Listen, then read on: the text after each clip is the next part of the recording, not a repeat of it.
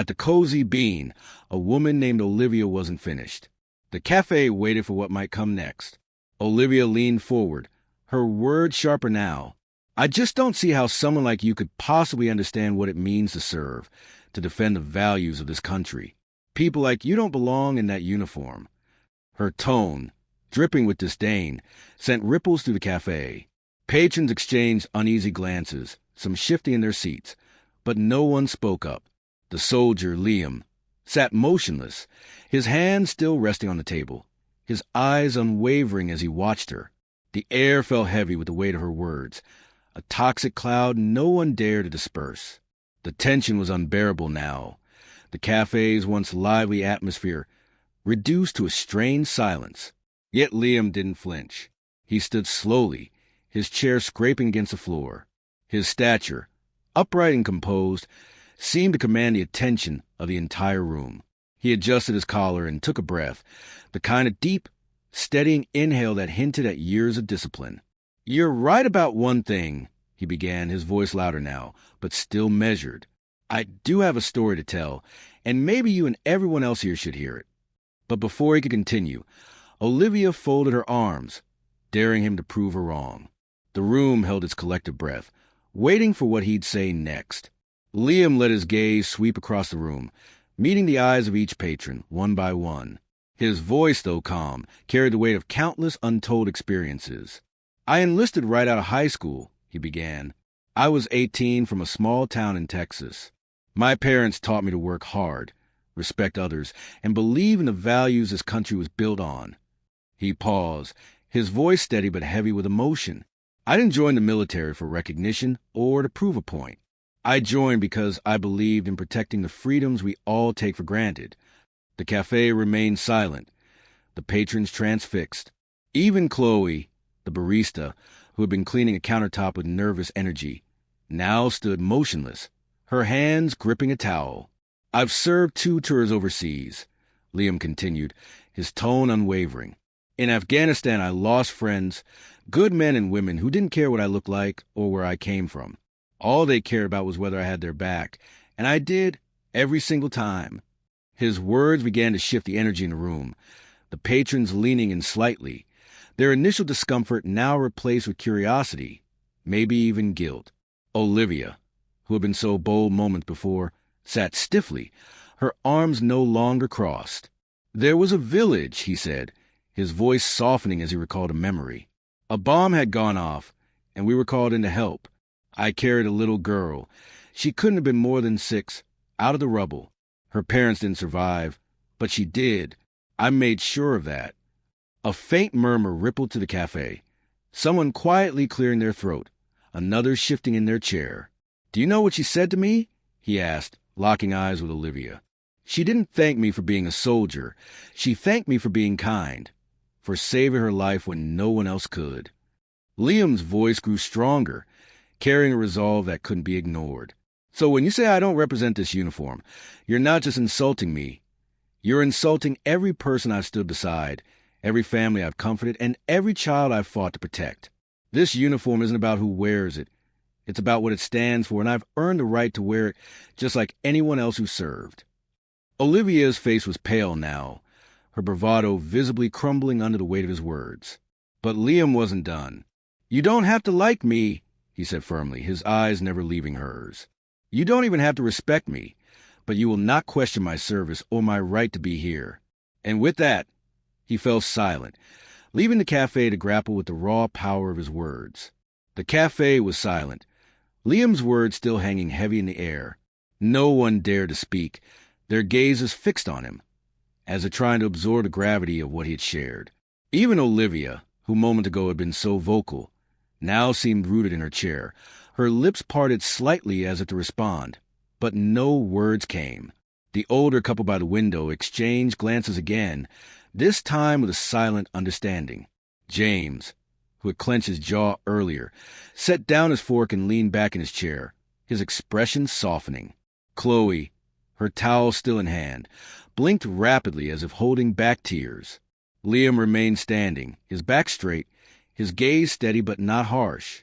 He wasn't looking for pity, nor was he seeking validation. His presence alone demanded a respect that words couldn't. Noah, a man in his early 60s, seated near the counter, finally broke the silence. "Thank you," he said, his voice thick with emotion, "for your service, for everything you've done." Liam nodded slightly in acknowledgement, his calm demeanor unwavering. But the man's words acted as a spark. Others began to speak, their voices tentative at first, but growing stronger. "He's right," said a young woman named Sophia near the corner. "It's not about what someone looks like. It's about what they've done, who they are." "Exactly," added an older woman named Evelyn, clutching her purse tightly. "I can't even imagine what he's been through. It's shameful anyone would question that." The mood in the cafe began to shift, the once tense atmosphere now filled with a quiet solidarity. People who had been silent observers moments ago were now leaning forward, their postures open, their faces softened. But Olivia, still seated near Liam, looked visibly shaken. Her hands trembled slightly as she fidgeted with her napkin, her gaze darting between the table and Liam. It wasn't clear whether her expression reflected shame, regret, or simple shock. Liam took a step back toward his chair, but didn't sit. He glanced toward Chloe, who offered a small, hesitant smile. Then he turned to Olivia once more, his voice gentle but firm. "I didn't share my story to humiliate you," he said. "I shared it because I believe we're better than this, because I know we can be." And as Olivia lowered her head, Liam's words seemed to linger, not just for her, but for everyone in the room. Olivia stared at the napkin in her hands, her fingers twisting it into folds. She didn't seem to notice her once bold demeanor had vanished, replaced by something quieter, something uncertain. Her gaze flickered up to meet Liam's, just for a moment before dropping again. For the first time, she seemed to struggle for words. I didn't mean," she began, but her voice faltered. She took a deep breath, as if steadying herself. I didn't know what you've been through." Her voice was softer now, almost unrecognizable compared to the sharp tone she'd used earlier.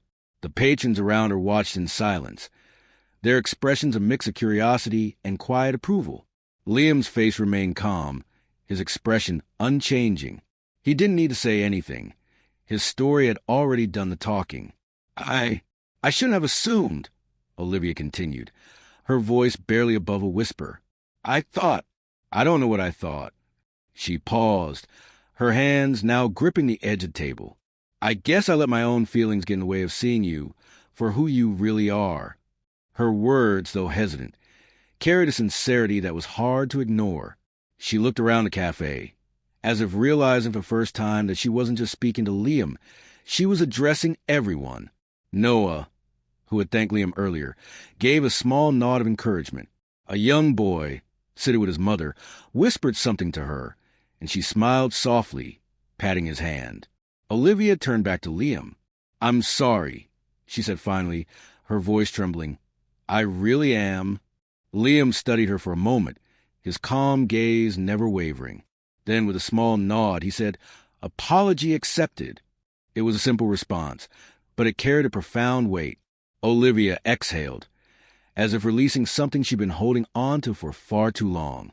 The atmosphere in the cafe shifted once again, not just from tension to respect, but to something deeper. Ethan, a young man near the entrance, spoke up.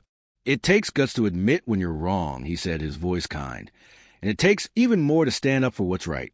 Olivia offered a faint, grateful smile, but didn't say more. She picked up her coffee, her hand still trembling slightly, and took a sip. And though Liam said no more, his presence alone seemed to remind everyone in the room of what courage truly looks like. The tension that had filled the cafe earlier was now replaced by a palpable sense of unity. Conversations began to pick up again, but they were different, softer, more thoughtful.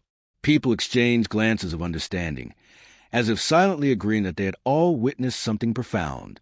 Isabella, an elderly woman seated near the window, stood up and approached Liam, her step slow but deliberate. When she reached him, she extended her hand. "Thank you," she said, her voice firm but filled with emotion. "My husband served in Vietnam. I know the way of that uniform, and I know you carry it with honor." Liam shook her hand, offering a small but genuine smile. "Thank you, ma'am," he replied, his voice warm. This simple exchange seemed to open the floodgates. One by one, other patrons approached Liam. Some thanked him for his service. Others offered kind words, and a few shared brief stories of family members who had served. Each gesture added to the growing sense of camaraderie in the room. Even Chloe, who had remained quiet throughout the ordeal, stepped forward. She placed a fresh cup of coffee on Liam's table. "This one's on the house," she said with a smile. "It's the least I can do." Liam nodded in gratitude, his eyes meeting hers for a brief moment before he sat down again. Meanwhile, Olivia, who had sparked the confrontation, remained at her table, watching everything unfold. Her earlier defiance was gone, replaced by a quiet introspection. She didn't say anything more, but her body language, shoulders relaxed, head slightly bowed, spoke volumes. As the cafe settled into a peaceful rhythm, Liam glanced around, observing the people who had approached him. It wasn't just their words that struck him. It was a shared understanding that had emerged from such a tense moment. Across the room, a teenage girl whispered to her father, "Why would anyone question him? He's a hero." Her father nodded, but didn't respond, his expression thoughtful. Liam finished his coffee, his movements unhurried, as if savoring the moment. When he stood to leave, several patrons offered final words of thanks. The young mother who had shielded her child earlier now smiled warmly at him. "Take care," she said softly, her child waving goodbye from his booster seat. Liam tipped his head slightly, his expression calm but kind. "You too," he replied. And as he stepped outside, the cozy being felt lighter, transformed not just by his story, but by the collective reminder of what it means to see the humanity in each other.